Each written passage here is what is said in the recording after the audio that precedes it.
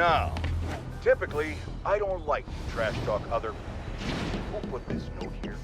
What's a content creator? That means nothing, Jared. Those are two meaningless words that put together make one meaningless phrase, Jared! What I'm trying to say, listeners, is that I don't speak ill of other extremely famous and influential New Yorkers like myself. But we need to get one thing Sorry, straight. I'm usually web swinging. Screwball is a menace to this city. Just barely surpassed by Spider-Man himself.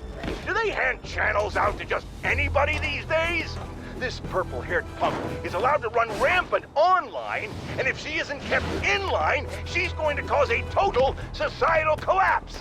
I can't tell you what to do, fine listeners, and I would never suggest you do anything borderline illegal. But if Screwball's channel just so happened to be shut down, and she was never able to broadcast again, I think that would be a fine way to protect your city. Finer than anything Spider-Man's ever bothered to do for us.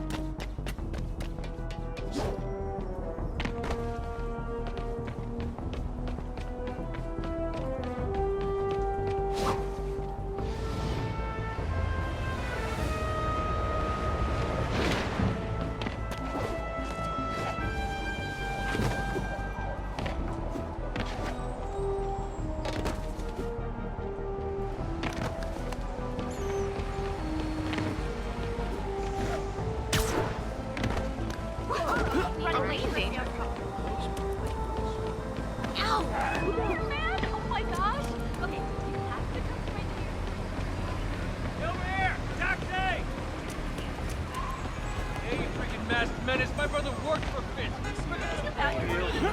Stop! There's no way you're really Spider-Man, right?